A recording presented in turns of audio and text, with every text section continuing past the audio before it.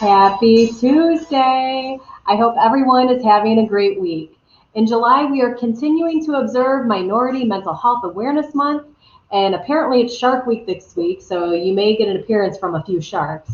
But we also have some great stories about Olympians using their platform to discuss mental illness and raise awareness. We are also going to talk about how mental health is treated in other countries and the impact on an Olympian's mental health after the Olympic Games. But we want to hear what is going on at NAMI County. So what do you have for us today, Ashley? Hi, Jessica. Lots of great stuff this summer. Great. We're excited to hear all you have to share. All right. So the Wood County Fair is just around the corner. Make sure to look for the NAMI Wood County booth.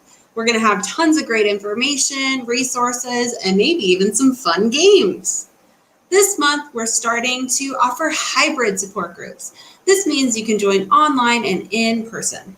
Our NAMI Connection Recovery Support Group will be meeting at BG City Park, and Peer and Family Support Group will be meeting at Woodland Park in Perrysburg. Speaking of support groups, tonight is our NAMI Connection Men's Support Group. The group meets the second and fourth Tuesday of the month from 6 to 7:30. The link to join is on our website. Our day out event is at the Toledo Zoo on Tuesday, September 14th. We'll be meeting at the NAMI office at 11 a.m. and then heading over to the zoo. We hope you can join for this fun and wild event. Our next education series is Wednesday, September 15th. The topic is Understanding Insurance Coverage for Mental Health Services.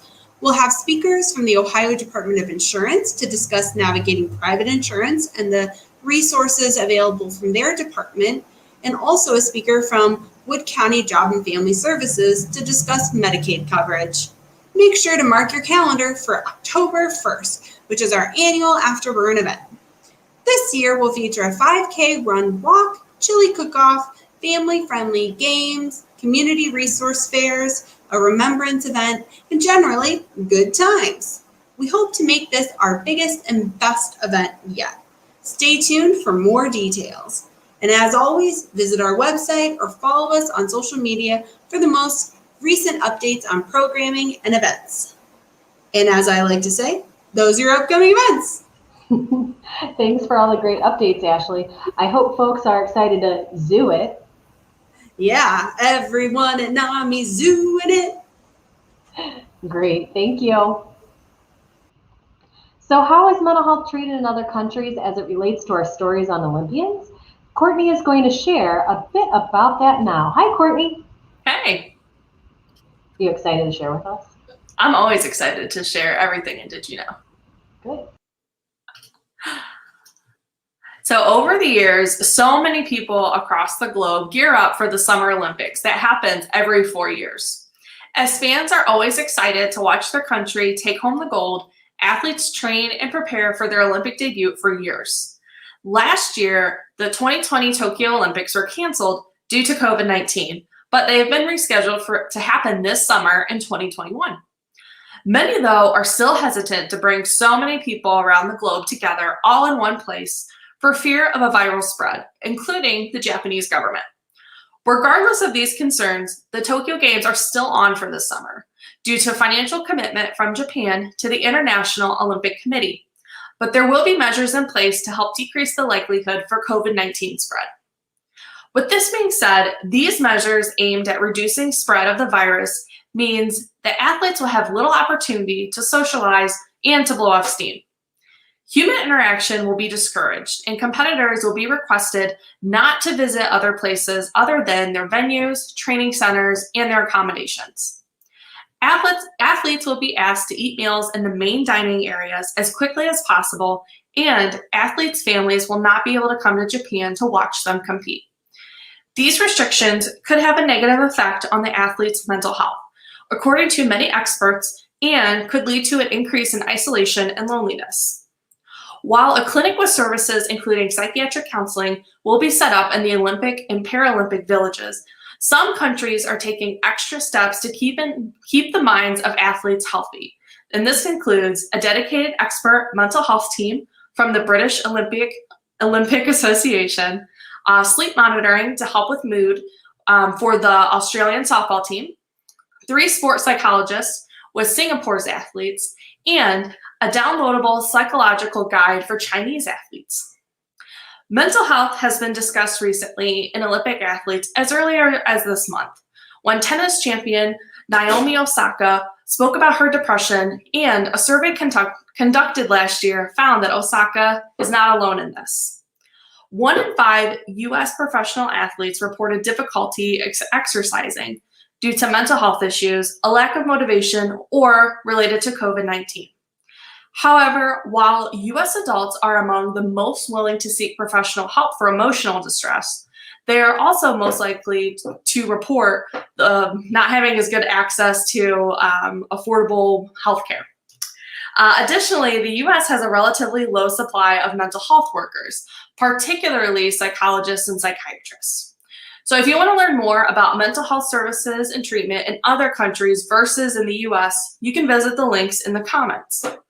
And with this being said, it is important more than ever that we advocate and encourage folks to take care of their mental health. Utilize not only self-care strategies, but utilize the the support groups, the classes, and the other educational opportunities that NAMI Wood County and other NAMI affiliates have to offer. There you go for Did You Know? I like that sign off. Thanks, Courtney. You know, that's quite a change for our Olympians. I'm sure that's got to be pretty difficult. Yeah, it's definitely going to be a huge change, but hopefully we can adapt well. Well, we appreciate the information. Thank you. Thank you. Speaking of Olympians, we have another story to share from another one of our summer interns. Jada is going to join us and talk a little bit about Tara Davis now. Hi, Jada. Hi, Jessica. The road to Olympics for long jump athlete Tara Davis has been full of record-breaking numbers and big accomplishments in track and field. While she has been able to achieve this success, she has also had to deal with adversity along this journey as well. In an article written by the OCR, Davis mentions that things started to become difficult for her when she started running at the University of Georgia. During that time, she had to deal with her parents' divorce and the California wildfires that were happening close to her home. For 3 years, Tara was worn down by a series of injuries, including 2 broken vertebrae, a broken foot, and a broken hip. Along with that, she started to fall deeper and deeper into her depression. Time and time again, Tara turned to her coach for support and guidance, but was met with doubt and skepticism. Not only did her coach downplay her injuries as not being as severe as they were, he also dismissed her depression and told her that she needed a transfer because she decided to go see a therapist. Tara then decided to write down a pros and cons list that would ultimately determine if she would need to quit running track for good. Soon after, she became eligible to run for the University of Texas, where she started to build a healthy relationship with her new coach and started to fall back in love with the sport that she had trained for since she was 4 years old. By being able to overcome these challenges, Tara earned her spot on the U.S. Olympic track team and now will be competing in Tokyo this year. That's all I have for now. Back to you, Jessica. Thank you for joining us today, Jada. That's quite an inspiring story you had to share. Yes, she's a very inspiring athlete, and I look forward to seeing her this year. Me too. Thank you. So what happens to an Olympian's mental health after the games are over? Bree is going to talk about this transition now. Hi, Bree. Hi, Jessica. You excited? You know, it's kind of a downer of a topic, but I mean, I guess I'm excited to share. It is. Well, I'm excited to hear what you have to share, though. I'm excited to be the one sharing. With the Olympics coming up quickly and the excitement of watching the games, it's important to take into account the experiences of those beloved athletes once the games are said and done. The HBO documentary, The Weight of Gold, highlights the stories of Olympians and their mental health struggles after the games. While mental illness can affect anyone, the athletes contend that Olympians may be especially vulnerable to their innate natures, public and financial pressures, a lack of identity outside the sport, the post-Olympic crash, and a lack of mental health resources. Being an Olympian is advertised as this amazing thing, and they leave out all the side effects. Most Olympians grew up with eyes only for one goal, getting to the games. Family, friends, hobbies, and other sources of emotional development were distractions. They also, the immensity of single moment defining your life or experiencing your biggest personal failure in front of the entire world can be incredibly distressing. The time difference between a gold medal and fourth place is 2 quick hand claps, but the difference between a gold medalist and a fourth place finisher is celebrity and civilian, as described by speed skater Apollo Anton Ono. Michael Phelps, the co-producer of the film, stated that retirement can lead to an identity crisis. Winning a huge number of medals is great. He had a great career, but he only thought of himself as a swimmer and not a human being. So while we watch the Olympics with pride, let's take time to think of the people we cheer for after the Olympics are over and work toward a time where all individuals have access to the mental health care and support they need. Feel free to read more from the article by checking out the links in the comments. And in honor of Shark Week, check out the YouTube clip from the race where Michael Phelps virtually races a great white shark. Back to you, Jessica. You know, I can imagine going from something that is a part of your whole life, your identity, even your sense of purpose, to no games to really look forward to or even participate in for those that are retiring would be a little earth-shattering. Absolutely. It'd definitely be jarring, to say the least. Absolutely. So thank you for talking about this, even though it wasn't that uplifting of a topic. But it's important. It's important. Thank you. Self-care tips shared from Sherry in our self-care corner is what you can look forward to now. Hi. Hey, hello. You have some sharks there.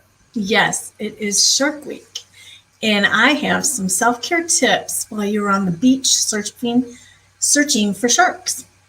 Go for a run on the beach, do some yoga, meditate, read a book, or journal.